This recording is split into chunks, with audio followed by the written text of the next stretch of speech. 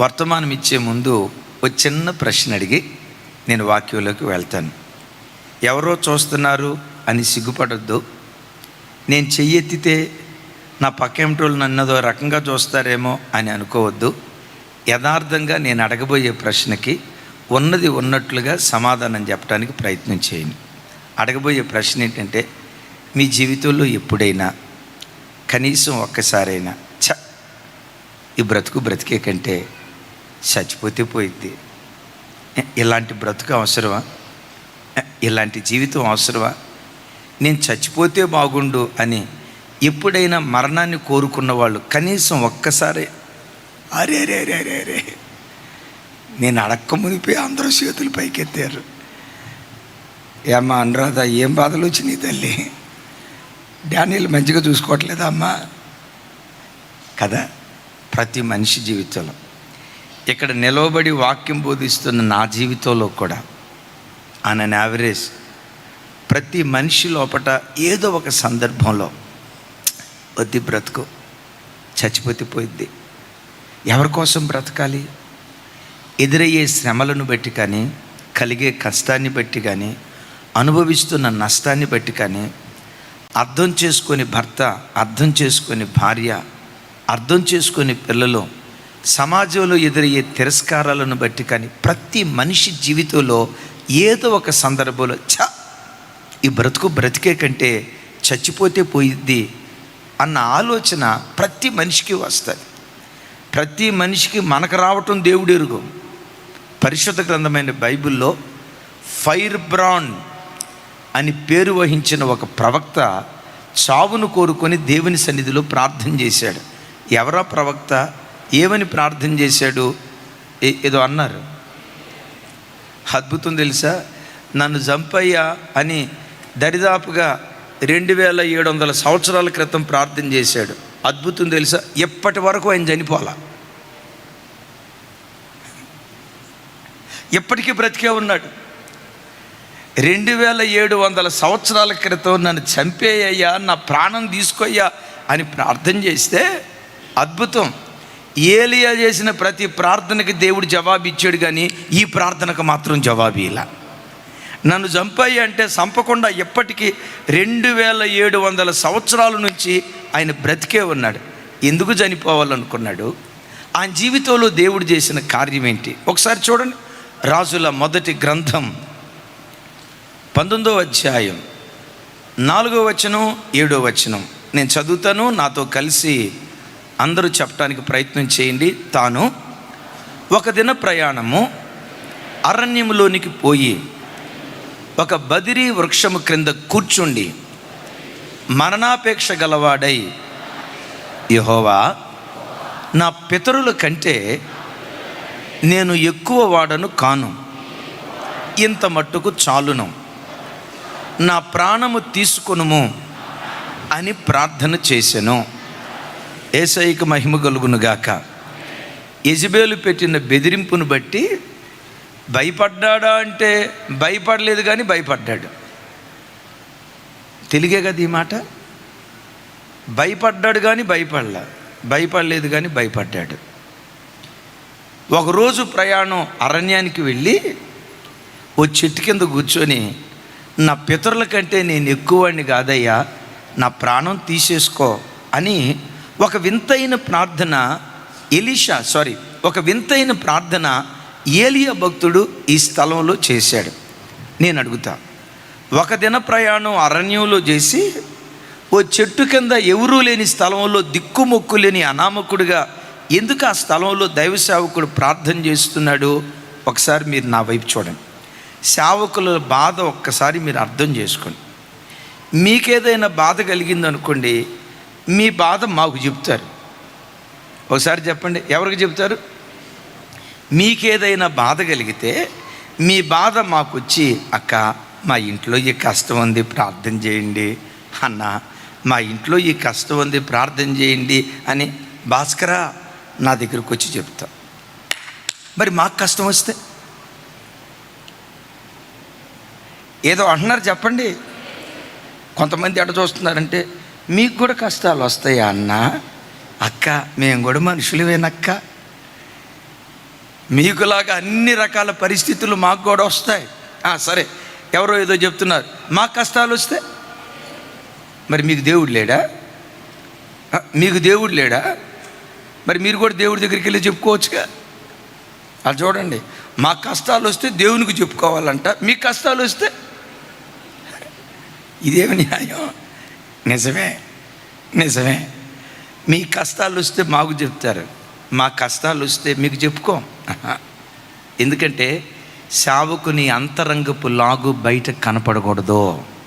Praise the lord. సేవకుని గుండెల్లో ఎంత బాధ ఉన్నా ప్రజల ముందు నిలవబడేటప్పుడు ముఖం కళకళలాడుతా ఆ దివ్యమైన తేజస్సుతో ప్రకాశంగా దేవుని సన్నిధిలో బహు సంతోషంగా కనపడాలా. అట్లా కాకుండా నిలవబడి నేనే ఏంటోలా ఈ బతుకు, ఏంటోలా ఈ జీవితం అని నేను నీరసంగా ఇక్కడ నిలవబడ్డాననుకో, ఉన్నపాటును మీరు చచ్చిపోతారు. సేవకుల గుండెల్లో ఎంత గాయమున్నా గుండె చప్పుడు దేవుని దగ్గర మాత్రమే వినిపించాలి. పెద్దగా చెప్దాం ఆమేన్.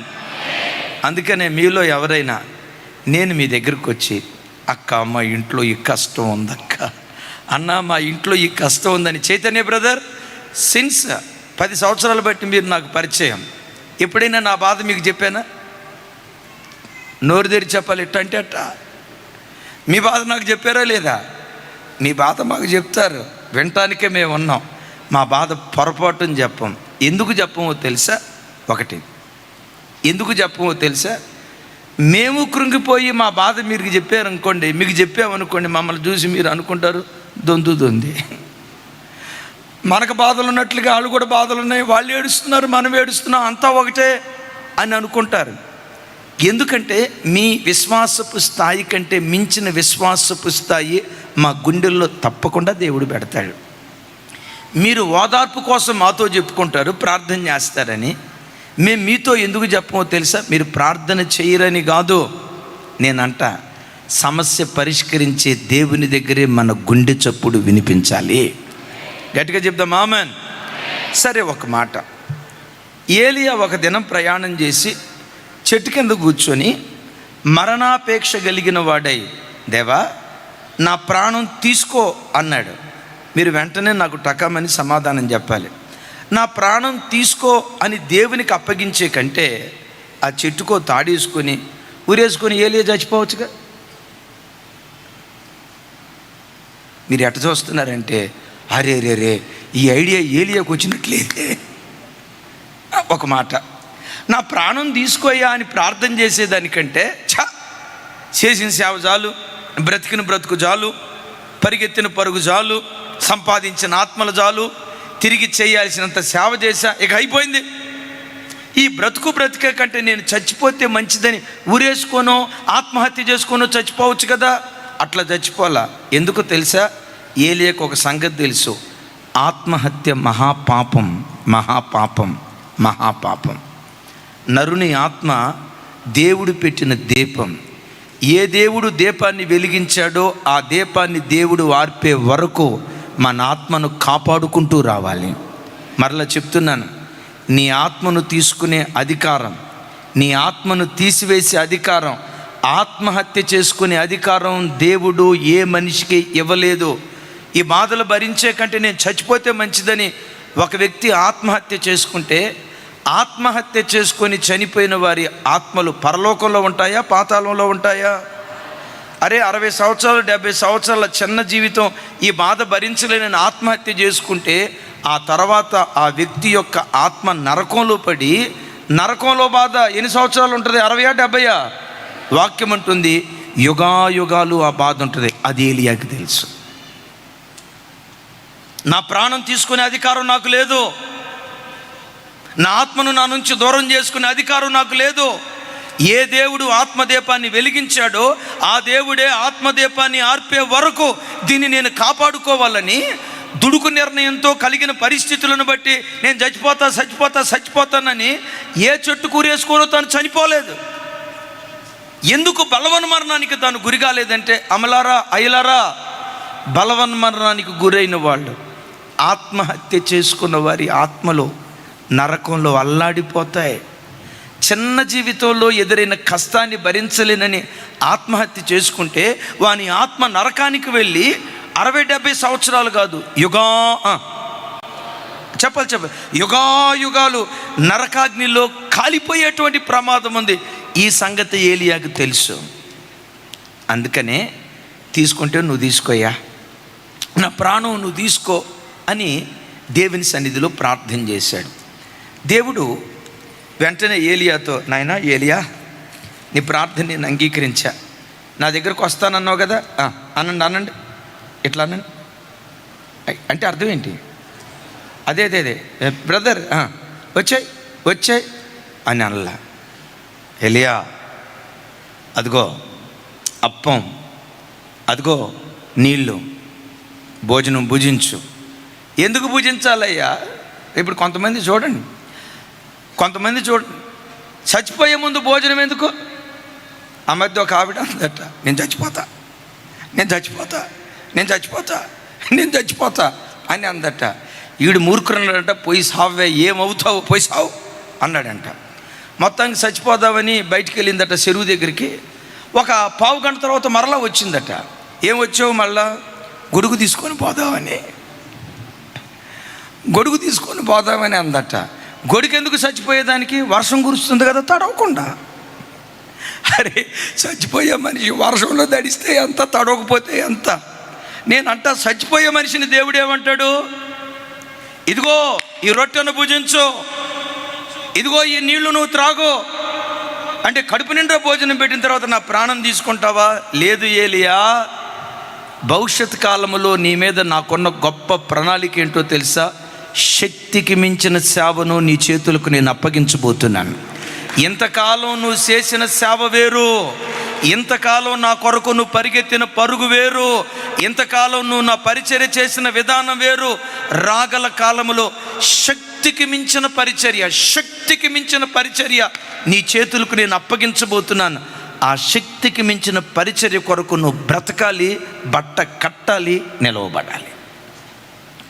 మీ అందరితో ఆత్మదేవుడు చెప్పమని నా హృదయాన్ని రేపుతున్న మాట, మీలో ఎవరైనా కలిగిన బాధను బట్టి, భర్తను బట్టో, ఉద్యోగాన్ని బట్టో, ఆర్థిక ఇబ్బందులను బట్టో, శరీరంలో నువ్వు అనుభవిస్తున్న అనారోగ్యాన్ని బట్టో, నువ్వు చిక్కుకున్న వడ్డీ సమస్యను బట్టో, ఉద్యోగ లేమిని బట్టో, సమాజంలో నీకు ఎదురవుతున్న అవమానాన్ని బట్టో, వద్దు నేను చచ్చిపోతే బాగుండు, ఎందుకు ఈ జీవితం, తెలియని కృంగుదలతో ఈరోజు ఆరాధనకు వస్తే, బిడ్డ విను, భవిష్యత్ కాలంలో నీ ఊహకు మించిన దివ్యమైన ఆశీర్వాదకరమైన బ్రతుకు నీకు నీ పిల్లల కొరకు దేవుడు దాచిపెట్టించాడు.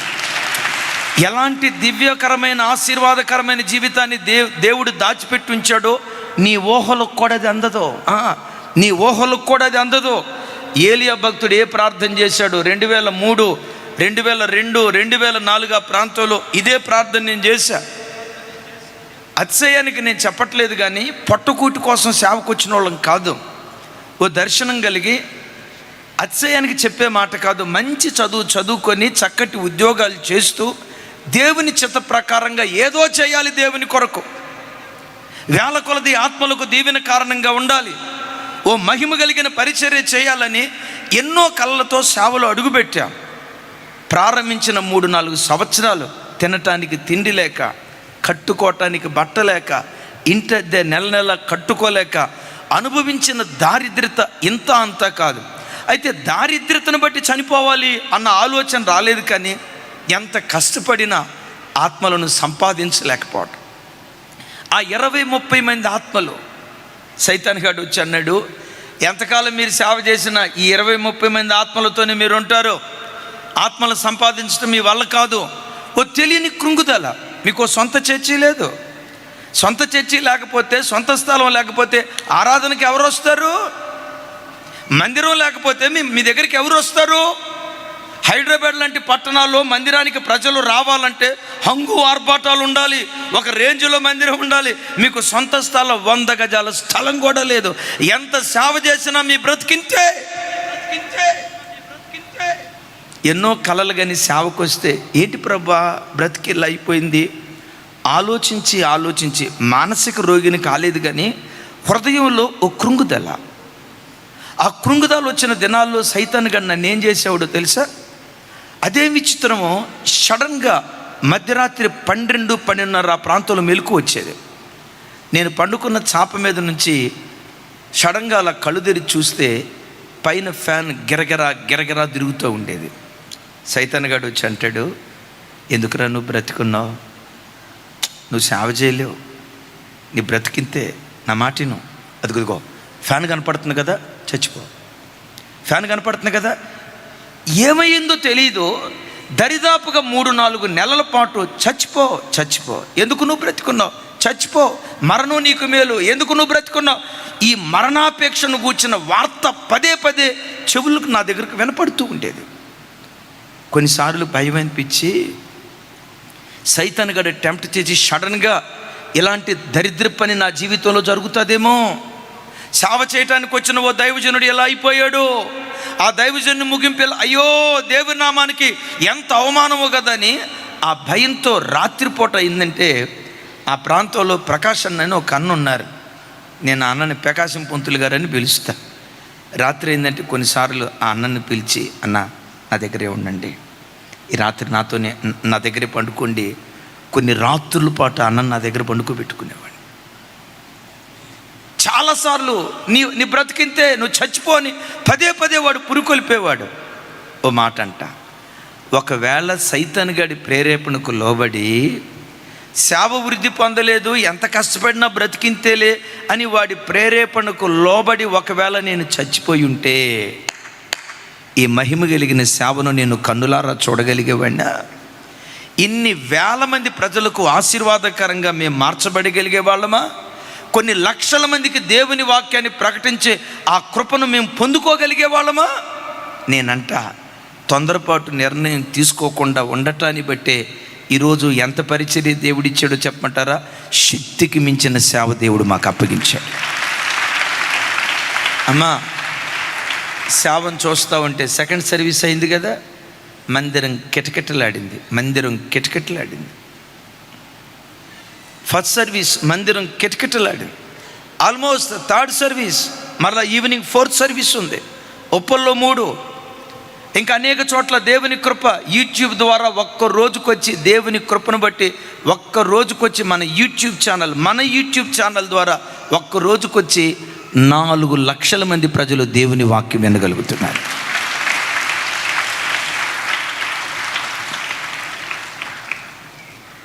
ఇంత గొప్ప ప్రణాళిక నా పట్ల దేవునికి ఎలా ఉందో చెల్లి, నీ మీద కూడా దేవుని గొప్ప ప్రణాళికలు ఉన్నాయి.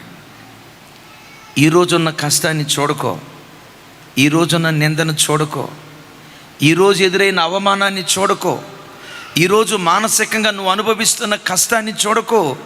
నా బ్రతికింతేలే, రెక్కాడిన డొక్కాడిని దీనస్థితేలే, ఇక నా జీవితకాలం అంతా ఈ పేదరికం, ఈ దారిద్రత, ఈ అసమాధానం అనుభవించాలి, నా బ్రతికింతేలే అని అనుకోకు. ఒక రోజు రాబోతుంది, నీ ఊహల్లో కూడా అందని ఉన్నతమైన జీవితాన్ని నీ కొరకు దేవుడు దాచిపెట్టి ఉంచాడు. పెద్దగా చెప్దాం ఆమేన్. ఏలియా అంటాడు, నా పితరుల కంటే నేనేం గొప్పవాడిని కాదయ్యా, నన్ను తీసేసుకో అంటే దేవుడు తీసేసుకున్నాడా? చెప్పాలి. తీసేసుకోకపోగా ఏమన్నాడు తెలుసా? ఏలియా శక్తికి మించిన సేవ, ఏలియాకి ఇచ్చిన శక్తికి మించిన సేవ ఏంటో నేను చెప్తా. నా వైపు చూడండి.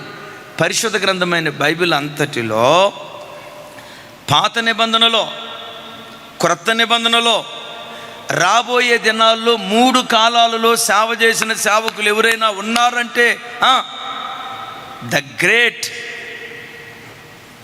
చెప్పండి, అదే మీరు చెప్పాలని ఆపాను. ద గ్రేట్ ఏం చెప్పాను? ఏలియా అని చెప్పానా? మీరు భలే చెప్తున్నారు.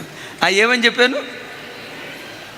పాత నిబంధన కాలంలో, క్రొత్త నిబంధన కాలంలో, రాబోయే కాలంలో 3 కాలాలలో సేవ చేసిన సేవకులు, చేయబోయే సేవకులు ఎవరైనా ఉన్నారంటే ఇద్దరు. వారిలో అగ్రజుడు దైవజనుడైన ఏలియా. పెద్దగా చెప్దాం ఆమేన్. సరే అయ్యా, ఇంతకీ శక్తికి మించిన సేవ ఏంటో చెప్పు. అదిగో నా కొరకు నీ తర్వాత ఒక బలమైన సేవకుడిని తయారు చేయి. ఎవరయ్యా? షాపాతు కుమారుడు. అదిగో పొలాన్ని దున్నుతున్నాడు, సేవకు రమ్మని వెళ్ళాడు. అక్కడికి వెళ్ళినప్పుడు నా వైపు చూడండి. ఎలీషాను సేవకు పిలిచేటప్పుడు ఎలీషా మోకరించి ప్రార్థన చేస్తున్నాడా లేదా? చెప్పండి. అదే మీరు తెలిసింది అమ్మా. ఎలీషా మోకరించి ప్రార్థన చేస్తున్నాడా లేదా?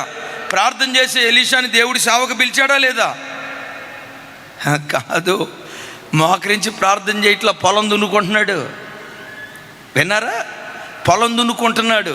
ఎందుకు ఎలీషాని పిలిచాడు తెలుసా? పనిలో బాధ్యత కలిగిన వాడు. చప్పలు కొడుతూ స్తోత్రాలు చెప్దాం. పేతురును దేవుడు ఎప్పుడు సేవకు పిలిచాడు? నోరు తెరిచి చెప్పండి. ఏమండి? చేపలు పట్టుకునేటప్పుడు ఒక చేప కూడా పడలేదులే, ఎందుకులే ఈ లైఫ్, ఇక రాత్రిపూట పండుకుందాంలేని పండుకున్నప్పుడు పిలిచాడా? దేవుడు ఎప్పుడు కూడా తన పని కొరకు బాధ్యత కలిగిన వారిని ఎన్నుకుంటాడు. నీకు అప్పగించిన పని చిన్నదైనా నమ్మకంగా ఉండు. ఒక కాలం వస్తుంది, అనేకమైన వాటి మీద అధికారిగా దేవుడు నిలవబెడతాడు. పెద్దగా చెప్దాం ఆమేన్.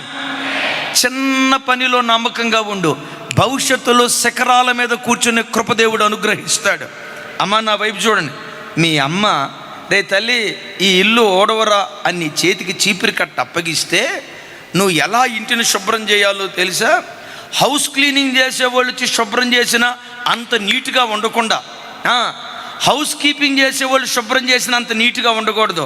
నీ తల్లి చూసాను అలా, అబ్బబ్బబ్బబ్బా దీనికి ఎంత శుభ్రవరా నాయన, ఊడ్చేది కూడా ఎంత చక్కగా చేస్తుంది, అబ్బబ్బబ్బబ్బా ఎంత పనివంతురాలు నా కూతురని నీ తల్లి నా వైపు చూడాలా.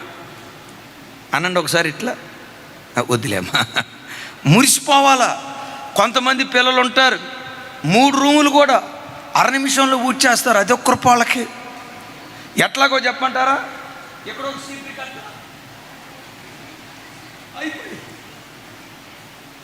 కొంతమంది ఉంటారు బట్టలు ఉతికేటప్పుడు విచిత్రం తెలుసా? బాప్తిస్మం సొక్కాయి ముంచి లేపటమే, చెమట కంపు కూడా పోదు. ఆ చెమట కంపు రాకుండా ఉండటానికి కంఫర్ట్ ఉంది కదా, కంఫర్ట్ కలుపుతారు. ఇక చూడండి, ఆ కంఫర్ట్ కంపు చెమట కంపు 2 విచిత్రమైన వాసన. వేసుకున్న వాడికి అర్థం కాదు, ఇదే వాసన రా బాబు, అది ఒక వెరైటీగా ఉంది. అక్క మహిమ. చిన్న పనిలో కూడా బీ ఫెయిత్ఫుల్. నమ్మకమైన వానికి దీవెనలు మెండుగా కలుగుతాయి. చప్పలు కొడితే యేసయ్యకు స్తోత్రాలు చెప్దాం. రైట్. ఎలీషాను సేవకు పిలిచాడు. ఎలీషా సేవకు వచ్చిన తర్వాత ఏలియా దగ్గర ఉపచారము చేశాడు. ఒకసారి చెప్పండి గట్టిగా, వినపడలేదు నాకు. ఇంకోసారి చెప్పాలి. ఉపచారము చేశాడు. ఉపచారము అనే తెలుగు భాషకు ఒరిజినల్ తెలుగులో వాడబడిన పదం ఏంటో తెలుసా? ఊడిగం చేశాడు అని అర్థం. ఒక గురువు గారి దగ్గర శిష్యరికం చేస్తూ ఆ గురువు గారికి ఊడిగం చేశాడు. అయ్యలారా వినండి, ఏ సేవకుడైనా రాత్రికి రాత్రి సేవకుడు కాకూడదు. ఒక అనుభవం కలిగిన సేవకుల దగ్గర ప్రతి సేవకుడు తర్ఫీదై ఆ పరిచర్యలో నుండి దైవజనుడు ఎదగాలి, కానీ రాత్రికి రాత్రి దైవజనులు పుట్టుకు రాకూడదు. అది వాక్యానికి విరుద్ధం. మరలా ఈ మాట వినండి. కొంతమంది ఉంటారు, రక్షించబడతారా, కొంచెం పాట పాడటం, కొంచెం సాక్ష్యం చెప్పడం వచ్చిందనుకోండి, ఆ చర్చి వాళ్ళందరి దగ్గరికి వెళ్ళారు, మన కులం ఏంట్రా? మన కులం 2. పాస్టర్ గారిది ఏ కులం రా? 4. సరే 3. పాస్టర్ గారిది ఏ కులం? వాళ్ళది 3. మనం 2 వాళ్ళం రా. ఆ చర్చికి ఎందుకు? ఇదిగో మనం 2 వాళ్ళం అందరం ఒక సంఘం అయిపోద్దాం. మరి మన సంఘానికి పాస్టర్ గారు ఎవరు? నేనే. ఈ పిచ్చి జనం, వీడికి ఒక తర్ఫీదు ఉందా లేదా? దైవ సేవకుల చేతి కింద పెరిగాడా లేదా? నాయకుల చేతి కింద నలపబడ్డాడా లేదా? ఈ ప్రత్యక్షత ప్రజలకు ఉండదు. అయ్యగారు బాగా వాక్యం చెప్తాడు, సో వాట్? ఆయన బాగా పాటలు సో వాట్? ఆయన ఆరాధన బాగా నడిపిస్తాడు, సో వాట్? అబ్బో ఆయన 6 అడుగులు అందగాడు, కోటేస్తేనండి సినీ యాక్టర్లు ఎందుకు పనికి వస్తారు? ఆ రేంజ్లో ఉంటాడు కాబట్టి ఆ చర్చికి వెళ్తాం అన్నట్లుగా గుడ్డిగా సంఘ బిడ్డలు ఎవరిని పడితే వాళ్ళని వెంబడించకూడదు. ఈ దైవజనుడు అనుభవం కలిగిన సేవకుల దగ్గర పరిచర్య చేశాడా లేదా? ప్రవక్తలు ఎప్పుడు పరిచర్యలో నుంచే పుట్టుకొస్తారు. పెద్దగా చెప్పాలి. ఎక్కడి నుంచి పుట్టుకురావాలి? ఎక్కడి నుంచి పుట్టుకురావాలి? అద్భుతం. పరిచర్య చేశారు. ఇక పరిచర్య చేసే ఆఖరి క్షణాల్లో ఏలియా ప్రవక్త పరలోకానికి ఆరోహణమై వెళ్ళబోయే దినాలు వచ్చినాయి. ఈ చిత్రం ఏంటో తెలుసా? ఏలియా ఆరోహణమై వెళ్ళిపోయే దినాల్లో ఎలీషాని పిలిచి అడిగాడు, నా వల్ల నీకేం కావాలి? అదే గురువుగారు, మీరు 10 సంఘాలు కట్టారుగా, ఇంతకాలం నీ దగ్గర కష్టపడి సేవ చేసే కాబట్టి నా పేర ఒక 5 సంఘాలు రాసి చచ్చిపో, లేకపోతే ఒక 2 సంఘాలు రాసి చచ్చిపో. అదే చర్చి స్థలం కోసం చర్చి కోసం పలానా చోట స్థలం కొన్నామంట కదా, 1 ఎకరం పొలం నా పేరు రాసిపో అని ఆస్తి కొరకు పరిగెత్తలా. ఏమంటాడు తెలుసా? దైవజనుడా, నిన్ను ఏ పరిశుద్ధాత్మ దేవుడు నడిపిస్తూ వచ్చాడో నీ మీద నిలిచిన ఆత్మ కంటే 2 పాళ్ళ ఆత్మ నాకు కావాలి, 2 అభిషేకం నాకు కావాలి, 2 అభిషేకం నా మీదకి వచ్చేటట్లుగా నా కొరకు ప్రార్థన చేయయ్యా, నా కోరిక తీర్చయ్యా. బిడ్లరా, ఒక దైవజనుని దేవుడు వాడుకునేటప్పుడు దైవజనుని అంతరంగాన్ని దేవుడు చూస్తాడు. ఒక విశ్వాసిని దేవుడు ఆశీర్వదించేటప్పుడు ఆ విశ్వాసి అంతరంగాన్ని దేవుడు చూస్తాడు. నీ అంతరంగం ఆత్మ సంబంధమైనదైతే శిఖరాల మీద కూర్చోబెట్టడానికి కూడా దేవుడు వెనుకాడడు. పెద్దగా చెప్దాం ఆమెన్. నీ అంతరంగం ఆత్మ సంబంధమైనదైతే, నీ అంతరంగం ఉన్నతమైనదైతే, మీకు అర్థమయ్యే భాషలో చెప్తాను. ఒక యవనస్తుడు కూర్చున్న లేచిన, దేవా బుల్లెట్ ఇవ్వు నాయన, దేవా బుల్లెట్ ఇవ్వు నాయన, దేవా నాకు అర్జెంటుగా బుల్లెట్ ఇవ్వు ప్రభు అని వాడు కూర్చున్నా లేచిన, వాళ్ళ అమ్మా నాన్న వాడికి ఆమ్లెట్ వేసే శక్తి కూడా లేదు. ఆయన కూర్చున్న లేచిన బుల్లెట్ బుల్లెట్ బుల్లెట్ బుల్లెట్ అంటాడు. దేవుడు అడుగుతాడు, వీడికి బుల్లెట్ ఎందుకురా అని. వాడి మనసులో, దేవా నాకే కనుక 2 వీలర్ ఉంటే రేపు 21 దినాలు ఉపవాస ప్రార్థనలు స్టార్ట్ అవుతున్నాయి కదా, ప్రతిరోజు చర్చికి వెళ్తానయ్యా, వెళ్ళేటప్పుడు నేను ఒక్కడనే వెళ్ళనయ్యా, మా ఇంటి పక్క ఎవరో ఒక అన్నని ఎవరో ఒక ఆయన్ని నా బండి మీద ఎక్కించుకొని చర్చికి తీసుకెళ్తానయ్యా అనే ఎలాంటి దైవికమైన ఆలోచన ఉందనుకో, 2 వీలర్ ఏం కర్మ, కారు ఇవ్వటానికి కూడా దేవుడు వెనుకాడ్డాం. అట్లా కాకుండా ఎందుకురా చిన్న నీకు బుల్లెట్ అంటంతో, దేవా నాకు బుల్లెట్ ఎందుకో తెలుసా, నాకే కనుక నువ్వు బుల్లెట్ ఇస్తే మా వీధి ఈ చివర బుల్లెట్ కిక్కు స్టార్ట్ చేసి Duc Duc Duc Duc Duc Duc Duc Duc Duc Duc అని బండి మీద వెళ్తూ ఉంటే మా రాజగృహ కల్పాల్లో ఉన్న ఆడపిల్లలందరూ బయటకు వచ్చి, మా సోరారం కాలనీలో ఉన్న ఆడపిల్లలందరూ బయటకు వచ్చి నన్ను చూసి, ఏనండి, నన్ను చూసి గ్రీకు వీరుడు, నా రాకుమారుడు అని అనుకుంటా ఉంటే, అయ్యా ఆ కిక్కు, ఆ తృప్తే వేరయ్యా అనేది నీ ఆలోచన అనుకో, ఉన్న సైకిల్ కూడా తీసేస్తాడు రా తమ్ముడా. దేవుడు నీకేదైనా ఇవ్వాలనుకున్నప్పుడు నీ అంతరంగాన్ని చూస్తాడు. సముద్ర తీరం గుండా నడుచుకుంటూ వెళ్తున్నాడు, కష్టాలతో సేవ చేస్తున్నాడు. ఆఫ్రికా ఖండంలో అడుగుతాడు దేవుడు, బాంకే నీ కష్టాన్ని చూసా, నువ్వు అనుభవిస్తున్న శ్రమను చూసా, నీ పోరాటాన్ని చూసా, ఈ ఆఫ్రికా ఖండానికి, చీకటి ఖండానికి వచ్చి ఎంత శ్రమను అనుభవిస్తున్నావో నీ శ్రమను చూసా, నీకేదైనా ఇవ్వాలని నేను ఆశపడుతున్నా. బాంకే ఓ $10 లక్షల ఇవ్వాలని ఆశపడుతున్నా, $10 లక్షల నీకు కావాలా? బాంకే గారు దేవుని వైపు చూసి అంటాడట, దేవా నాకు $10 లక్షల వద్దు కానీ 10 లక్షల మంది ఆత్మలను సంపాదించే తండ్రిగా నన్ను నిలవబెట్టాయా. 10 లక్షలు తీసుకో, డాలర్లు తీసుకో, నాకు డాలర్లు వద్దు ప్రభా, నాకు ధనమొద్దు, ఆత్మలు కావాలి. 10 లక్షల మంది ఆత్మలను నీ కొరకు సంపాదించే సేవకుడుగా నన్ను నిలవబెట్టాయి అంటే, ఆ దైవ సేవకుడు కోట్ల కొలది ప్రజలను ప్రభు తట్టు త్రిప్పే అద్భుతమైన ధృవతారగా దేవుని చేతిలో వాడబడ్డాడు. అమ్మా నా వైపు చూడండి, మీకు అర్థమయ్యే భాషలో చెప్తాను.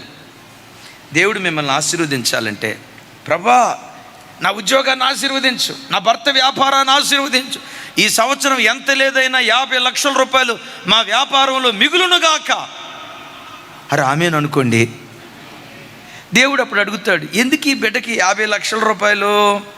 అప్పుడు నీ మనసులో, దేవా 50 లక్షల రూపాయలు ఈ సంవత్సరం మిగిలితే దశంభాగం ఏముందయ్యా, 5 లక్షల రూపాయలు ఇచ్చి నేను చేతులు ముడుచుకోను, కోల్గేట్ 90% ఇచ్చాడట. నన్నే కనుక నువ్వు ఆశీర్వదిస్తే 25% నీ సేవకి ఇస్తానయ్యా. ఆమె అని చెప్పుకోండి అమ్మా. ఎట్లా చెప్పుకోండి. 25% నీ సేవకి ఇస్తానయ్యా, నన్ను ఆశీర్వదిస్తే 30% నీ సేవకి ఇస్తానయ్యా, 50% నీ సేవకి ఇస్తానయ్యా అని అనుకోవాలి. అలా అనుకో.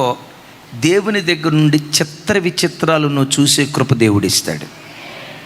నీ మనసులో అది కాకుండా, దేవా 50 లక్షలే కనుక మిగిలితే ఇస్తాంలే అయ్యా, 5 లక్షల రూపాయలు దశంభాగం ఇస్తాం.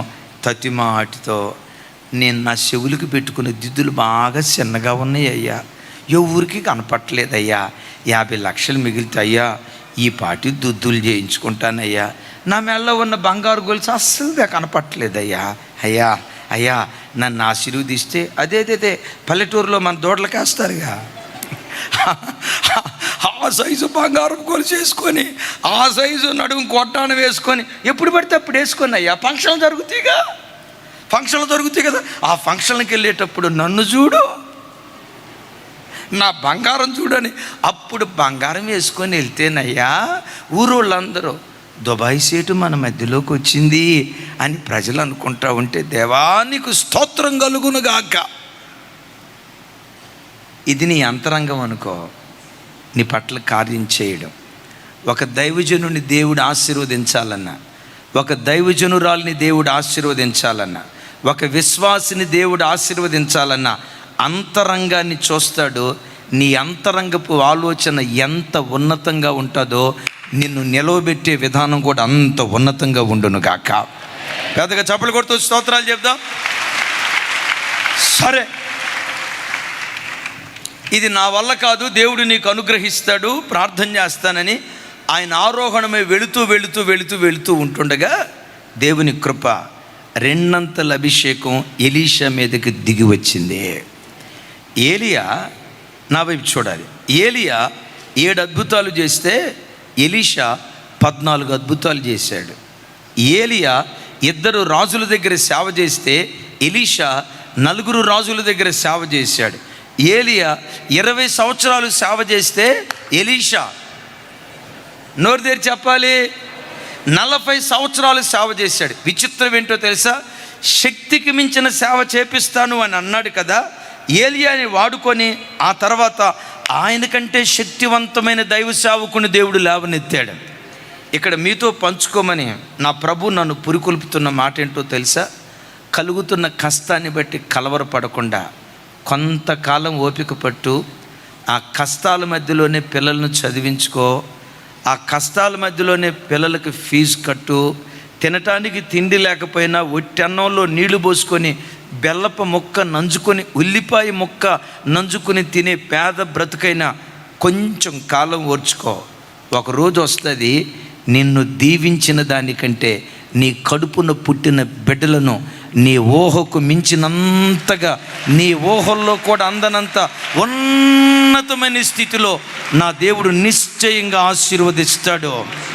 ఒకరోజు నువ్వు అంటావు, నా దేవుడు నన్ను మర్చిపోలేదు, నన్ను ఆశీర్వదించిన దానికంటే, నన్ను దీవించిన దానికంటే, నా భర్తను దీవించిన దానికంటే, నా భార్యను దీవించిన దానికంటే, నా పూర్వీకులను దీవించిన దానికంటే, నా దేవుడు నా గర్భాన పుట్టిన నా పిల్లలను నాకంటే గొప్పవారిగా దీవించాడు అన్న మాట తప్పకుండా నీ నోటు నుంచి వస్తుంది. నమ్ముతారా ఈ మాట? చెప్తారు, నమ్ముతారా ఈ మాట? ఏలియా కంటే, నా వైపు చూడాలి, ఏలియా కంటే ఎలీషాని 2 అంతలుగా అభిషేకించాడా లేదా? అబ్రహాము కంటే ఇస్సాకును గొప్పగా ఆశీర్వదించాడా లేదా? యాకోబు కంటే యోసేపును గొప్పగా ఆశీర్వదించాడా లేదా? హన్నా ఎల్కానా కంటే సమూయేలును గొప్పగా ఆశీర్వదించాడా లేదా? వారి జీవితాల్లో దేవుడు ఏ కార్యం చేశాడో తల్లి, పిల్లల కోసం ఏడుస్తున్న తల్లి, పిల్లల కోసం ఏడుస్తున్న తండ్రి, వారి జీవితాల్లో దేవుడు ఏ కార్యం చేశాడో నీ పిల్లల జీవితాల్లో కూడా నా దేవుడు ఆ కార్యం నిశ్చయంగా చేస్తాడు. అది నీ కళ్ళతో చూస్తావు, నీ చెవులతో వింటావు. ఈ ఆశీర్వాదాన్ని కన్నులారా చూసిన తర్వాతే నెమ్మదిగా ప్రభు దగ్గరికి వెళ్ళే కృప దేవుడు నీకు అనుగ్రహించునుగాక. చప్పలు కొడితే యేసయ్యకు స్తోత్రాలు చెప్దాం. గట్టిగా హల్లెలూయా. అగ్ని రథాల చేత, అగ్ని గుర్రాల చేత ఏలియా పరలోకాల ఆలోహణమయ్యాడు. నేను మిమ్మల్ని అడుగుతా, ఇంతకు ఏలియా చనిపోయాడా లేదా? చెప్పాలి గట్టిగా, చనిపోయాడా లేదా? విచిత్రం.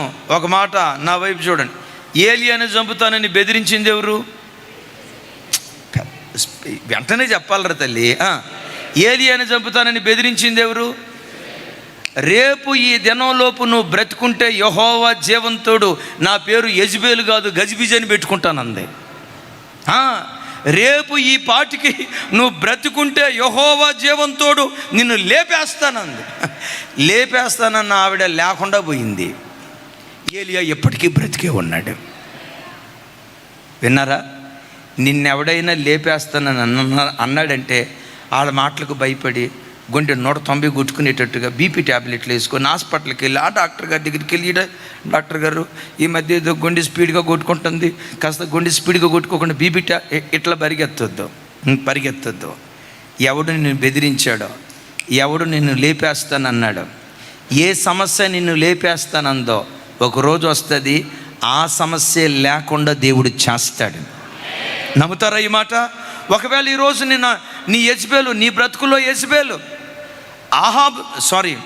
ఏలియా జీవితంలో యెజబేలు, ఒకవేళ నీ బ్రతుకులో యెజబేలు నీ ఆర్థిక సమస్యేమో, నీ జీవితంలో యెజబేలు నీ అప్పుల బాధేమో, నీ జీవితంలో యెజబేలు భార్యాభర్తల మధ్యలో అసమాధానమేమో, నీ కుటుంబంలో ఉన్న యెజబేలు మాట వినని పిల్లలేమో, నీ కుటుంబంలో ఉన్న యెజబేలు నీ భర్త త్రాగుడు వ్యసనమేమో, ఒకవేళ నీ కుటుంబంలో ఉన్న యెజబేలు దారి తప్పి గంజాయికి డ్రగ్స్కి బానిసైపోయిన యవన బిడ్డలే నీకు ఒక యెజబేలు అయిపోయారేమో.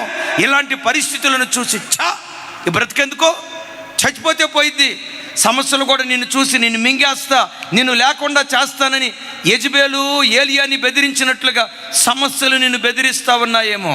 ఓ దైవజనుడిగా నా చేతులెత్తి దీవిస్తున్నాను, ఒకరోజు వస్తుంది ఏ సమస్య నిన్ను బెదిరించిందో ఆ సమస్య కనుమరుగైపోయేటట్లుగా దేవుడు కార్యం చేస్తాడు.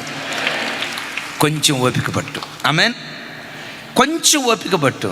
ఆమెన్ చెబుతాం గట్టిగా. కొంచెం ఓపిక పట్టు. ఆమెన్. కొంచెం ఓపిక పట్టు, కనుమరుగయ్యేటట్లుగా చేస్తాడు. అన్న ఇంతేనా? ఆ తర్వాత ఏలియా జీవితంలో ఏవైనా జరిగిందా? ఏమీ జరగకపోతే శక్తికి మించిన సేవ ఏముంది? మొత్తానికి పరలోకానికి వెళ్ళారు ఏలియా గారు. ఆహాబు చచ్చిపోయింది, యెజబేలు అంతకుమునిపే ఆహాబు చచ్చిపోయాడు, యెజబేలు చచ్చిపోయింది, బెదిరిస్తానన్న వాళ్ళందరూ నేలమట్టం అయిపోయారు. పరలోకంలో ఉండి ఏలియా చూస్తూ ఉండొచ్చు. దేవుడు అంటాడు, చూడు యెజబేలుని చూడు, నేను లేపేస్తాను కదా, ఆ యెజబేలే లేకుండా పోయింది చూడు. సరే, పరలోకం ఆ కార్యక్రమం జరుగుతూ ఉంటే ఏలియా అనుకొని ఉంటాడు, శక్తికి మించిన సేవ అన్నాడు, చేశా, నాకంటే గొప్ప దైవ సేవకుడిని నేను తయారు చేసా, బాగానే ఉంది, ఇంతేనా? దేవుడు అంటాడు, ఇంతేకాదు, ఇంతకు మించి కొన్ని కార్యాలు ఉన్నాయి. ఏంటయ్యా అంతకు మించిన కార్యాలు? ఒకసారి చెప్తావంటే టైం వచ్చినప్పుడు చెప్తా. ఆమెను చెప్పండి గట్టిగా. దేవుడు ఎప్పుడు కూడా ఇదిగో భవిష్యత్తులో నీకు అజ్జయిపోతున్నానని ఒకేసారి రూట్ మ్యాప్ ఇవ్వడం, కొంచెం కొంచెం కొంచెం కొంచెం కొంచెం కొంచెం బయలుపరుస్తాడు. కానీ ఒకటి చెప్తా, నీ ఊహల్లో కూడా అందని ఉన్నతమైన జీవితం మన కొరకు దేవుడు దాచిపెట్టాడు. కొంచెం గట్టిగా చెప్తాం ఆమెన్. సరే, ఒక సమయం వచ్చింది, యేసుక్రీస్తు వారు భూలోకానికి వచ్చారు. దరిదాపుగా 33.5 సంవత్సరాలు ఆయన సత్శరీరునిగా భూమి మీద సేవ చేస్తూ ఉన్నారు. ఇక యేసుక్రీస్తు వారు రేపో మాపో సిలువు మరణానికి అప్పగించబడాలి. సిలువు మరణానికి అప్పగించబడబోయే ముందు రూపాంతరపు కొండ మీద ప్రభువారు ప్రార్థన చేస్తూ ఉన్నారు. ప్రభువారు రూపాంతరపు కొండ మీద ప్రార్థన చేస్తూ ఉంటే రూపాంతరపు కొండ మీదకి పరలోకం నుంచి ఎవరు వచ్చారు? 2 మనుషులు వచ్చినట్లుగా లేఖనాల్లో రాయబడింది. ఆ 2 ఎవరు? స్వరం ఎత్తాలి. సరే, బైబిల్లో చూపిస్తా చూడండి ఒకసారి. లూకా సువార్త 9వ అధ్యాయం 31వ వచనం, 29వ వచనం నుంచి చూస్తే బాగుంటుంది. 29 నుంచి 31 వరకు.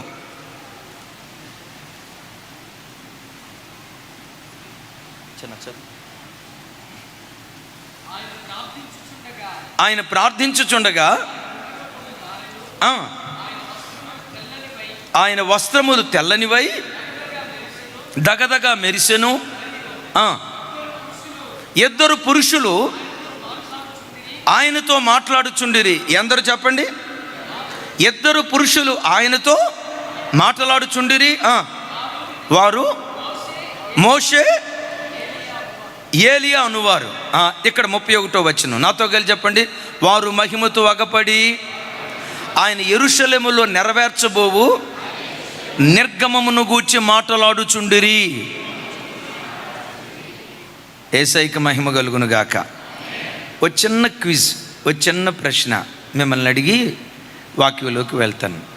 మోషే కనాన్లో అడుగు పెట్టాడా పెట్టలేదా? పెట్టలేదన్న వాళ్ళు చేతులు ఎత్తండి.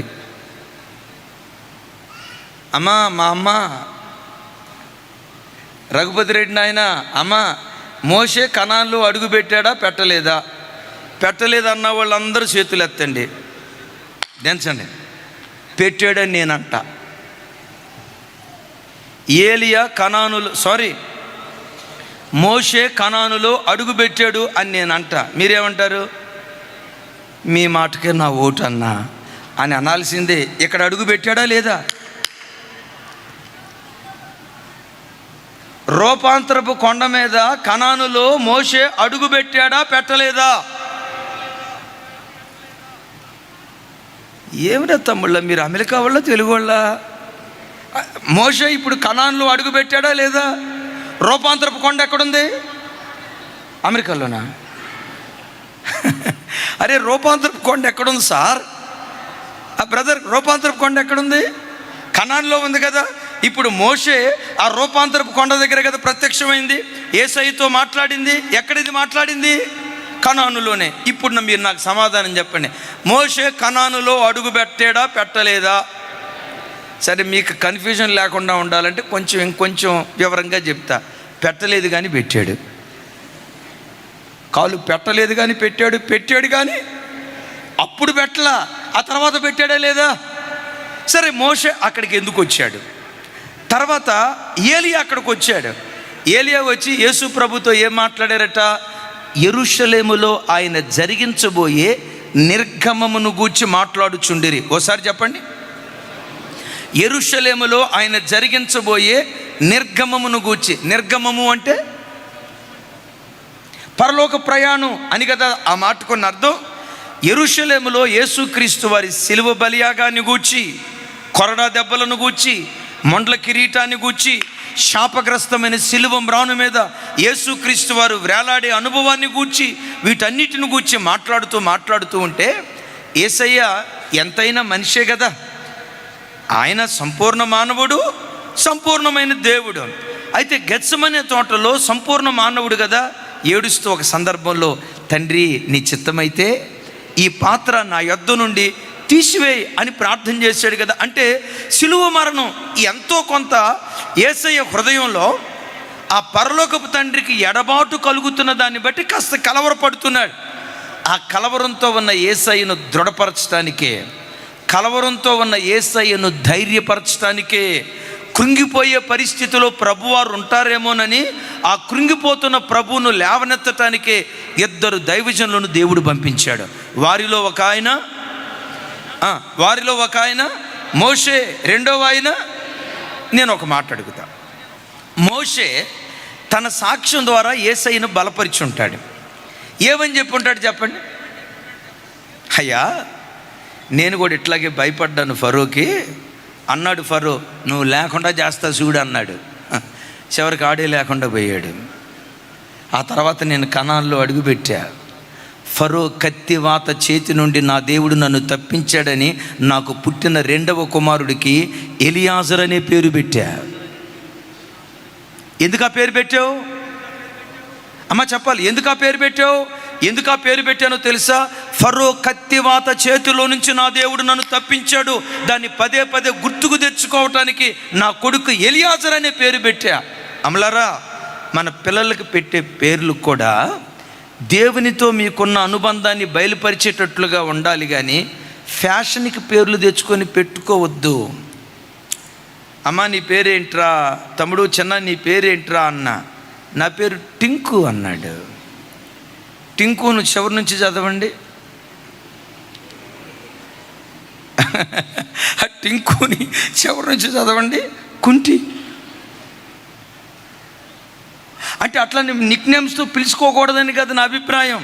ఓ పాస్టర్ గారి దగ్గరికి వెళ్తే ఆ పాస్టర్ గారు వాళ్ళ కూతుర్లకి ఇద్దరికి ఇలా పేరు పెట్టాడు. పెద్ద అమ్మాయి పేరు ప్రార్థన, చిన్న అమ్మాయి పేరు స్తుతి. పిలుస్తాడు, అమ్మా ప్రార్థన, రే స్తుతి, అయ్యగారు వచ్చారు కాఫీ పెట్టరా. ప్రార్థన ప్రార్థన కాఫీ పెడుతుంది. అసలు పిలవటానికి ఎంత చూడముచ్చటగా ఉన్నాయో చూడండి. రే ప్రార్థన, అమ్మ రే స్తుతి, అయ్యగారు వచ్చారు వందనాలు చెప్పండి రా. నీ పిల్లలకు పెట్టే పేరు కూడా దేవునితో నీకున్న అనుబంధాన్ని బయలుపరిచేదిగా ఉండాలి. Praise the Lord. స్వరం ఎత్తుదాం సార్. హల్లెలూయా. మరోసారి హల్లెలూయా. ఇప్పుడు చూడండి, మోషే ఏం చెప్పుకుంటారంటే, నానా అయ్యా నువ్వు దేవుని కుమారుడు అయ్యా, మా పట్లే ఆ గొప్ప దేవుడు ఎంత గొప్ప కార్యం చేశాడంటే, నువ్వు సాక్షాత్తు దేవుడివి, నువ్వు దేవుని కుమారుడివి, నీ పట్ల ఎంత గొప్ప కార్యం చేస్తాడో కదా. ఫరో కత్తివాత చేతి నుంచి దేవుడు ఎలా తప్పించాడో, నువ్వు సమాధిలో పెట్టబడిన తర్వాత కూడా మరణము నుంచి ఆ దేవుడు నేను అలా తప్పించబోతూ ఉన్నాడు. మమ్మల్ని కత్తివాత చేతిలో నుంచి తప్పించాడేమో, నిన్నైతే సాక్షాత్తు మరణములో నుండి దేవుడు నిన్ను లేవనెత్తబోతున్నాడు అని చెప్పే లోపు ఈసారి ఏలియా గారు అందుకొని ఉంటాడు. నాకు చెప్పండి, ఏలియా ఏం చెప్పి ఉంటాడు? అదే అక్క పేరు చెప్పి ఉంటాడు. అక్క పేరు చెప్పకుండా ఏలియాకి ఇంకొక మాట రాదు. అక్క పేరేంటి చెప్పండి అని చెప్పి ఉంటాడు. నాయనా యెజబెలు నా గుండెల్లో గజిబిజి చేసిందయ్యా, గాబరా చేసిందయ్యా, అయిపోయింది నా పని అనుకున్నా. సర్వశక్తి గల దేవుడు, సర్వశక్తి గల దేవుడు యెజబెలు కత్తివాతన పడకుండా, యెజబెలు ఖడ్గానికి నన్ను అప్పగించకుండా దేవుడు నన్ను తప్పించాడు. నన్ను ఎలా తప్పించాడో మరణ గోతిలో నుంచి కూడా నేను తప్పిస్తాడయ్యా, చావు గోతిలో నుంచి కూడా నేను తప్పిస్తాడయ్యా, నా పట్ల కార్యం చేసిన దేవుడు. అప్పుడు ఏలియా అని ఉంటాడు, అయ్యా నీకు తెలుసు కదా, మీరే కదా నన్ను మరణాన్ని రుచి చూడకుండా పరలోకానికి తీసుకెళ్ళింది. నేను మరణాన్ని రుచి చూడకుండా వెళ్ళానేమో. నీ జీవితంలో ఒక వింతైన కార్యం దేవుడు చేస్తాడు. నువ్వు మరణాన్ని రుచి చూస్తావు. మరణమైన తర్వాత కూడా మరణమా నీ ముల్లెక్కడ, మరణమా నీ విజయం ఎక్కడని మరణపు ముళ్ళును విరిచి సమాధి గుండెను చీల్చి మృత్యుంజయుడే తిరిగి లెగుస్తావు. ప్రపంచానికి మరణాన్ని జయించిన మృత్యుంజయుడిగా చిరస్మరణీయుడిగా నువ్వు మిగిలిపోతావు. ఇది నీ తండ్రి ఆలోచన నీ పట్లని. నిర్గమమును గూర్చి మోషే ఏలియా ఇద్దరు యేసయ్యకు చెప్తే, వారు చెప్పిన మాటలను బట్టి వాళ్ళు బలపరచబడ్డారు. ఇక్కడ మీకు ఒక మాట చెప్తాను. నీ జీవితంలో నా జీవితంలో ఎందుకు శ్రమలు అనుమతిస్తాడో తెలుసా? ప్రతి క్రైస్తవుడి జీవితంలో తప్పకుండా దేవుడు శ్రమలు అనుమతిస్తాడు. అన్నారామేనని నువ్వు అనలేదమ్మా, అనకపోయినా వస్తాయి రే తల్లి. ప్రతి ఒక్కరి జీవితంలో శ్రమలు అనుభవించకుండా క్రైస్తవ్యానికి సంపూర్ణత రాదు. ప్రతి క్రైస్తవుడు ఏదో ఒక కోణంలో ఏదో ఒక పరిస్థితిలో శ్రమలు అనుభవిస్తూనే బ్రతుకుతాడు. ఓ భక్తుడు ఇలా అంటాడు, తూర్పు దిక్కున సూర్యుడు ఉదయిస్తాడు అనేది ఎంత ఖచ్చితమో, క్రైస్తవుని జీవితంలో శ్రమలు వస్తాయి అనేది కూడా అంతే ఖచ్చితం. ఇంకొక అద్భుతం చెప్పమంటారా? పడమటి దిక్కున సూర్యుడు అస్తమిస్తాడు అనేది ఎంత వాస్తవమో, క్రైస్తవుని జీవితంలో ఎదురయ్యే ప్రతి శ్రమ, ప్రతి శోధన ఏదో ఒక రోజు అస్తమించేటట్లుగా దేవుడు కార్యం చేస్తాడు అనేది కూడా అంతే వాస్తవం. గతంలో చెప్పాను, ఓ దైవజనుడు ఇలా అంటాడు, క్రైస్తవునికి వచ్చే కష్టాలంట గూడ్సు బండి లాంటివి అంట. ఆమె ఏం చెప్పండి ఒకసారి. క్రైస్తవుడికి వచ్చే కష్టాలు గూడ్సు బండి లాంటివి అట. అన్న గూడ్సు బండి ఏంటన్నా అని అంటారా? గూడ్సు బండికి ఎన్ని పెట్టెలు ఉంటాయి? లెక్కేద్దామని చూస్తే ఇదిగో ఒక పెట్టి పోతా ఉంటే, అమ్మయ్యా ఈ పెట్టిపోయింది అని అనుకునే లోపు ఇంకో పెట్టి అంటది, నేనున్నా రెండో పెట్టె వస్తుంది. ఇది పోయింది అనుకునే లోపు మూడో పెట్టె, అది పోయింది అనుకునే లోపు నాలుగో పెట్టె, అది పోయింది అనుకునే లోపు ఐదో పెట్టె. ఇక చివరికి చూసి అది అసలు ఎంత పొడుగుంది ఇది అని చూస్తే తూర్పు దాకా విస్తరించి ఉంటుంది దాని పొడుగు. ఇది పోయింది అనుకునే లోపు ఇంకో పెట్టె, అది పోయింది అనుకునే లోపు ఇంకో పెట్టె. క్రైస్తవ జీవితంలో కూడా ఒక శ్రమను అనుభవిస్తా అనుకుంటావు, ప్రభువా ఈ శ్రమ తీసేయ్యా, అక్క బాధపడకు, అయ్యా ఈ శ్రమ తీసేయ్యా, అయ్యా ఈ కష్టం తీసేయ్యా అని అనుకుంటూ ఉంటుండగానే ఆశ్చర్యకరంగా శ్రమ దేవుడు తీసేస్తాడు. ఆ శ్రమలో నుంచి దేవుడు తప్పిస్తాడు. ఆ శ్రమే నీ జీవితంలో నుంచి నిష్క్రమించేటట్లుగా దేవుడు చేస్తాడు. అమ్మయ్య అనే లోపు ఇంకో పెట్టె ప్రత్యక్షమైంది. ఈ పెట్టె ప్రత్యక్షమై సరేలే అది అయిపోయింది కదా, దేవుడు అట్లా చేశాడు కదా, దీనికి కూడా చేస్తాడులే అని అనుకునే లోపు ఆ రెండవ సమస్య కూడా నిష్క్రమిస్తుంది. రెండోది నిష్క్రమించే లోపు గూడ్చిబండి మూడో పెట్టె వస్తుంది. అయితే నేనంట ఎన్ని పెట్టెలు వచ్చినా ఏ పెట్టె నిలవదు కదా, ఎన్ని శ్రమలు వచ్చినా ప్రతి శ్రమ నిన్ను దాటి వెళ్ళేటట్లుగా దేవుడు కార్యం చేస్తాడు. నమ్మిన బిడ్డలు చప్పలు కొడుతూ స్తోత్రాలు చెప్దాం. ఏ శ్రమ నిన్ను ముంచలేదు. జలములలో గుండా నడుచుకుంటూ వెళ్తావు, ఆ జలాలు నిన్ను ముంచవు. జ్వాలల్లో గుండా నడుచుకుంటూ వెళ్తావు, ఏ జ్వాల నిన్ను కాల్చలేదు. వాటి మధ్యలో దేవుడు నిన్ను నిలవబెడతాడు.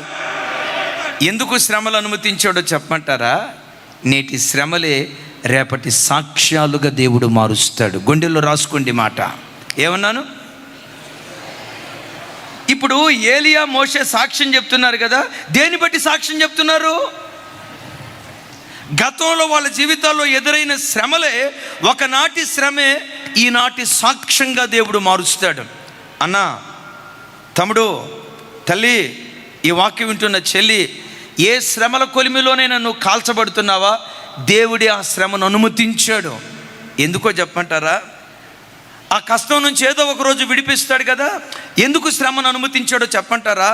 రేపు నీ పిల్లలు ఎప్పుడైనా నీ దగ్గరకు వచ్చి శ్రమల బంధకాలతో కొట్టుమిట్టాడుతూ, మమ్మీ ఈ కష్టం భరించలేకపోతున్నా, డాడీ ఈ కష్టాన్ని భరించలేకపోతున్నానని వాళ్ళ గుండె ఘోష ఎప్పుడైనా వాళ్ళతో చెప్తే కూర్చోబెట్టి, నాన్న ఈరోజు నీకు ఈ కష్టం వచ్చిందా? ఒకప్పుడు నాకు గొడవ వచ్చిందిరా. ఆ కష్టంలో దేవుడు నన్ను ముంచలేదురా. ఆ కష్టంలో నష్టంలో దేవుడు నన్ను నెట్టేయలేదురా. ఆ కష్టంలో నుంచి దేవుడు నన్ను తప్పించాడురా. నన్ను తప్పించిన దేవుడే నిన్ను కూడా తప్పిస్తాడు. నన్ను విడిపించిన దేవుడే నిన్ను కూడా విడిపిస్తాడని నేటి ఈ శ్రమ రాగల కాలంలో సాక్ష్యంగా దేవుడు మార్చబోతున్నాడు. శ్రమలు నిన్ను కాల్చటానికి రాలేదు, నాశనం చేయటానికి రాలేదు, నీ బ్రతుకును బుగ్గిపాలు చేయటానికి రాలేదు. తమ్ముడు, చెల్లి, నీ బ్రతుకులో నువ్వు ఎదుర్కొనే ప్రతి శ్రమ రేపటి సాక్ష్యంగా నా ప్రభు మార్చునుగాక. ఆమేన్. ఏలియా మోషే జీవితంలో జరిగిందా లేదా? సరే, భూమి మీదకి వచ్చారు. భూమి మీదకి వచ్చిన తర్వాత ఏలియా మోషే చనిపోయారా? మరలా అలాగే పరలోకానికి వెళ్ళిపోయారా? అలాగే పరలోకానికి వెళ్ళిపోయారా? భూలోకంలో చనిపోయారా? చనిపోలా, పరలోకానికి వెళ్ళారు. ఇప్పుడు కూడా ఈ మాటలు పరలోకంలో ఉండి ఏలియా గారు వింటున్నాడు. చూడండి ఒకసారి, మీకు కనపడుతుంది పైకి చూస్తే. పరలోకంలో ఉండి వింటున్నాడు. ఎప్పటికీ ఆయన చనిపోలా అనుకుంటా ఉంటాడు. శక్తికి మించిన సేవ అన్నాడు. నిజమే, రెండంతల అభిషేకం కలిగిన సేవకులను తయారు చేశా, బాగుంది. యేసుక్రీస్తు వారి పరిచర్యలో నేను పాలిభాగస్తున్నాయ్యా, బాగానే ఉంది. ఇక ఇంతేలేమలే అని అనుకుంటే అసలు ఏలియా పరిచర్య భవిష్యత్తు కాలంలో 7 ఏండ్ల శ్రమల కాలం అంటారు చూసారా? శ్రమల కాలంలో మరలా ఏలియా భూమి మీదకి రాబోతూ ఉన్నాడు. మీరేమన్నా నా వైపు చూసి, అన్న మీరేమన్నా కొత్త బైబిల్ రాస్తున్నారా ఏంటి? బైబిల్లో ఎక్కడైనా ఉందా? బైబిల్లో లేని మాటలు నేను ఎందుకు చెప్తారా తల్లి? బైబిల్లోనే ఉంది. చూడండి, ప్రకటన గ్రంథం. ఇది చదువుకొని ప్రార్థన చేసుకుందాం. 11వ అధ్యాయం 3వ వచనం, 11వ అధ్యాయం 10వ వచనం నుంచి 12వ వచనం వరకు ఇది చదువుకొని ప్రార్థన చేసుకుందాం.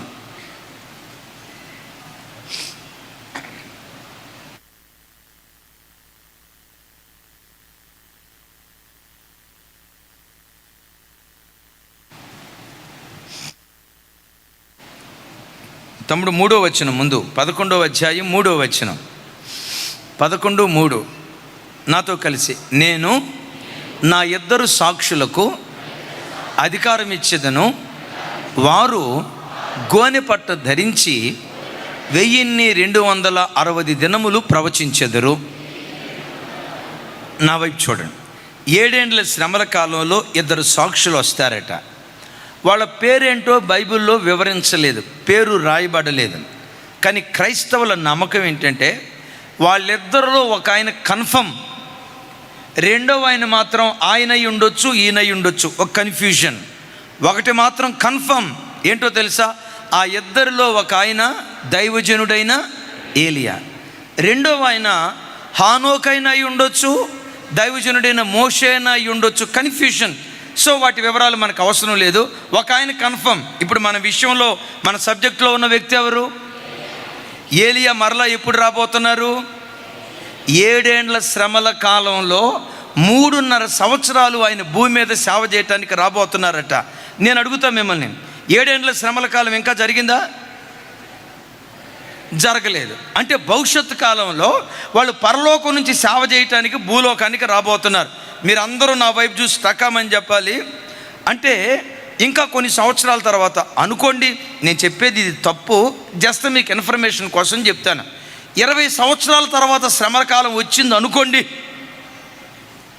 ఇప్పుడే ఇంత హైఫై కదా, 20 సంవత్సరాల తర్వాత ఇంకెంత హైఫై ఉంటుంది? ఓ మాట చెప్పండి. మీరు అట్లా చెప్పకూడదు సార్, టకామని చెప్పండి. ఇంకా అది మరి ఇందాకే చెప్పొచ్చు కదా తమ్ముడా. ఇంకా హైఫై ఉంటుంది కదా. నేనంట అంత హైఫై కాలంలో దైవజనులు పరలోకం నుంచి వచ్చేటప్పుడు ఎంత గ్రాండ్గా రావాలి, ఎంత రిచ్గా రావాలి. అక్క వినండ్ర తల్లి, ఎంత రిచ్గా రావాలి బ్రదర్, ఎంత రాయల్గా రావాలి. పరలోకం నుంచి వచ్చేటప్పుడు జిగ్జిగేల్ రాజా తలతలమని మెరుస్తూ, ఓ ఉరుములు మెరుపులు హంగులు ఆర్భాటాలు వేసుకొని పరలోకం నుంచి రావాలిగా. ఎలా వచ్చారో తెలుసా? వాళ్ళకి బట్టలు కొనుక్కోవడానికి డబ్బులు లేనట్లుగా గోని సంచులు వేసుకొని వచ్చారు. బ్రదర్ విన్నారా?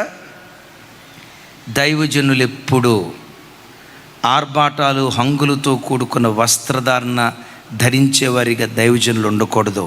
దైవజనులు ఎప్పుడు సాధు జీవితం జీవించేటువంటి వారిగా ఉండాలి. మీరు ఒక్కళ్ళు కూడా ఆమె అని చెప్పలా.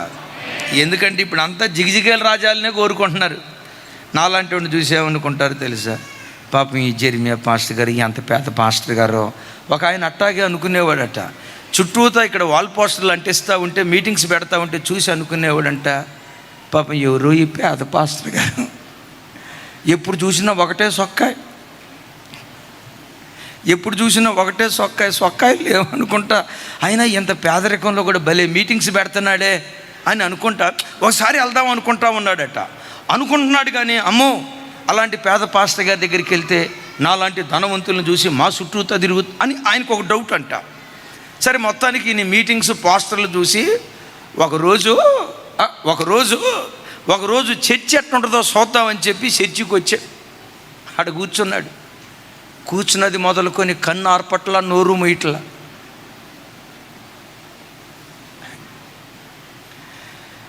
పాస్టర్ గారి వస్త్రధారణ పేదరికపు వస్త్రధారణ, కానీ ఈ సంఘం భాగ్యవంతమైనటువంటి సంఘం. దేవుని కొరకు సమర్పించుకున్న బ్రతుకులు ఇవి. ఎందుకు వాళ్ళు గోనెపట్ట కట్టుకొని వచ్చారు? పాపం పరలోకంలో దేవుని దగ్గర డబ్బులు లేవనుకుంటాన్నా.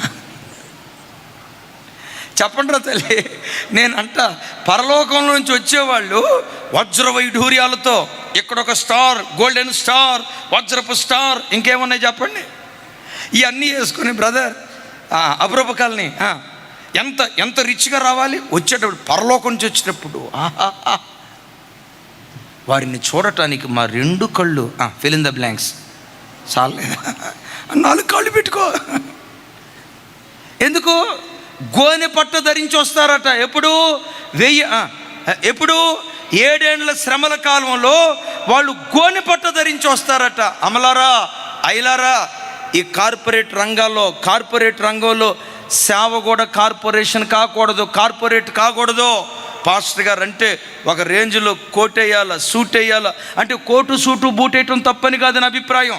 తెల్ల సొక్కాయ తెల్ల ప్యాంట్ వేసుకున్న వాళ్ళే పాస్టర్ గారు అనేది కాదు నా అభిప్రాయం. ఏ దైవజనుడు ఖరీదైన జీవితానికి అలవాటు పడకూడదు, హంగులకు ఆర్భాటాలకు వెళ్ళేవారిగా ఉండకూడదు. మరి మేము హంగులకు ఆర్భాటాలకు వెళ్లకుండా ఉంటే మరి మీరు అట్టహాసం రెట్టమతంలాగా ఉండాలా? క్రైస్తవుడు ఎప్పుడు సాధు జీవితం జీవించేటువంటి వాడిగా ఉండాలి. యేసయ్యకు మహిమ కలుగును గాక. అద్భుతం. 3.5 సంవత్సరాలు వారు భూమి మీద సేవ చేశారు. అద్భుతం. ఆ రోజుల్లో ఎలా అద్భుతాలు చేశారో 3.5 సంవత్సరాలు అద్భుతమైన సేవ చేశారు. విచిత్రం ఏంటో తెలుసా? ఆ రోజుల్లో నా వైపు చూడండి, సోషల్ మీడియా రాబోయే దినాల్లో ఉంటుందా ఉండదా? ఉంటుందా? ఇంకెక్కువ ఉంటుందా? వినపడలా? ఉంటుందా? ఇంకెక్కువ ఉంటుందా? ఎక్కువ ఉంటుందా? చాలా చాలా ఎక్కువ ఉంటుందా? క్షణాల్లో ప్రపంచం అంతా చుట్టేయొచ్చా? రోజుల తరబడా? ఇప్పుడు విచిత్రం ఏంటో తెలుసా? యెరూషలేములో మోషే అవునో కాదు, తర్వాత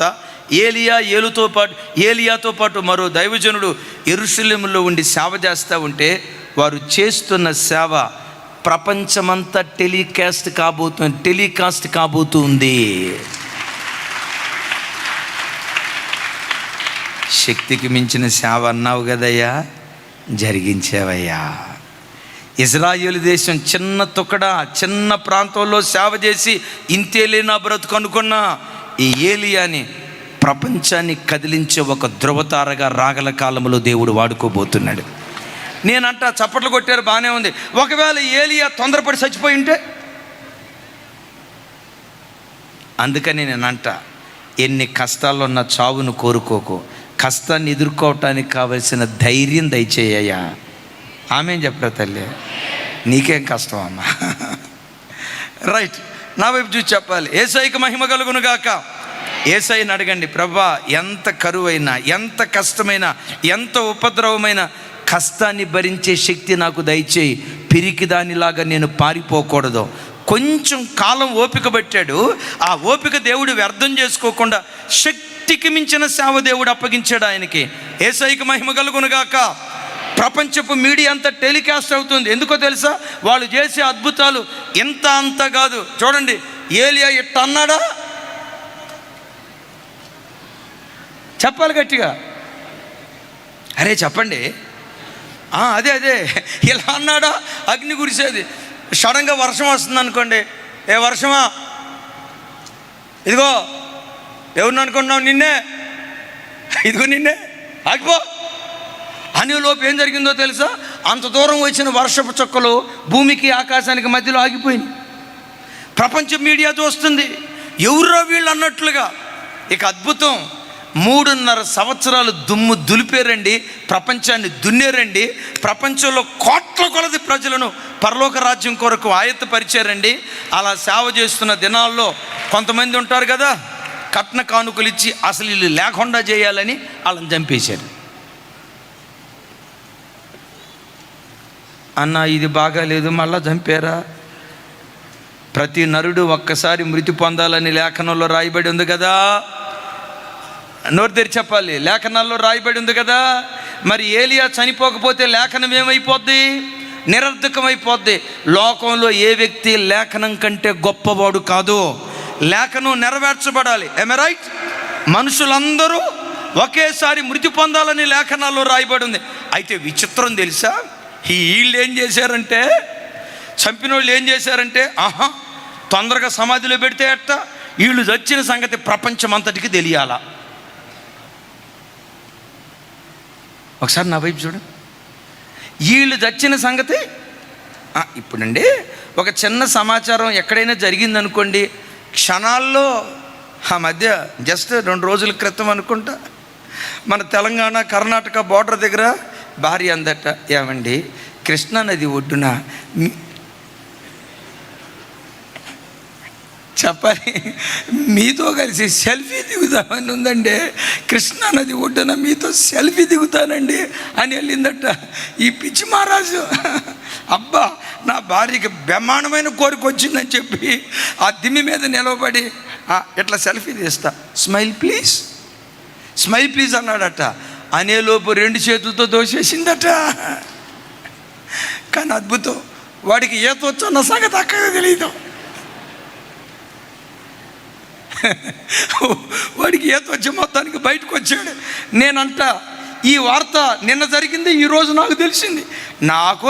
నా వైపు చూడాలి, నాకే తెలిసిందంటే అమ్మ మీకు తెలియకుండా ఉంటుందా? మీరు అసలే BBC కదా. ఈ వార్త మీకు ఎప్పుడో తెలిసి ఉండొచ్చు. నేనంట నిన్నటి వార్త ఈరోజు తెలిసిందంటే ఇంకా కొన్ని సంవత్సరాల తర్వాత టెక్నాలజీ ఇంత పెరుగుంటుంది కదా.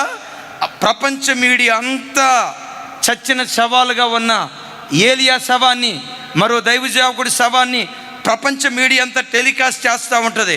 కొంతమంది వచ్చి ఆర్భాటంతో అంటారు, కుక్క సాగు తెచ్చారు మా చేతిలో, పుట్టగతులు లేకుండా తెచ్చారు మా చేతిలో, చివరికి సమాధికి కూడా నోచుకోలేకపోయారు, ఇలా సమాధి చేసేవాడు ఒక్కడు కూడా లేడు అని ప్రగల్భాలు పలుకుతూ ఉంటే ప్రపంచ మీడియా వాళ్ళ రేటింగ్కి ఇలాంటి న్యూసే కావాలా, మొత్తం టెలికాస్ట్ చేస్తూ ఉన్నారు. బైబిల్లో రాయబడిన మాట ఏంటో తెలుసా?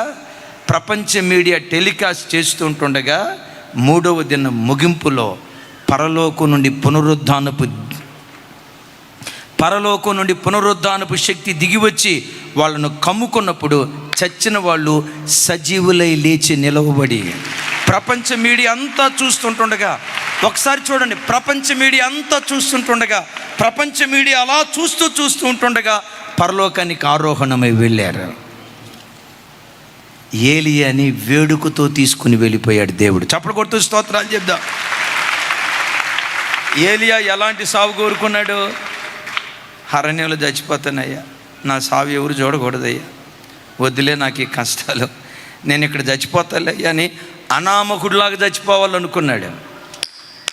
ఏలియా బ్రతుకుని ఏం చేశాడో తెలుసా? ప్రపంచ మీడియా అంతా చూస్తుండగా ఒక వింతైన రీతిలో పరలోకానికి ఆరోహణమై ఒక అద్భుతమైన ధ్రువతారగా నేటికి చరిత్ర పట్టుల్లో నిలవబడ్డాడు. భూతకాలంలో సేవ చేశాడు, వర్తమాన కాలంలో సేవ చేశాడు, 3 కాలాలలో సేవ చేసిన ఏకైక వ్యక్తి, one and only, the great, పెద్దగా ద గ్రేట్. చెల్లి, తల్లి, ఏలియా దేవుడే నీ దేవుడు. తమ్ముడు, ఏలియా దేవుడే నీ దేవుడు. పితరుల జీవితాల్లో ఎలాంటి విచిత్రమైన కార్యాలు దేవుడు జరిగించాడో యేసు నామం పేరిట నీ కుటుంబంలో, నీ పిల్లల జీవితంలో, నీ జీవితంలో ఇంతకు మించిన భీకర కార్యాలు దేవుడు జరిగించునుగాక. ఇప్పుడు చచ్చిపోదాం అనుకుందామా, బ్రతుకుదాం అనుకుందామా? చచ్చిపోతే ఈ గొప్ప ప్రణాళికలన్నీ ఏమైపోతాయి? ఆయన ప్రణాళికలు నెరవేర్చబడే వరకు ఓపికతో ఎదురుచూడు. నీ ఊహల్లో కూడా లేని దివ్యమైన జీవితం నా దేవుడు నీకు అనుగ్రహించునుగాక.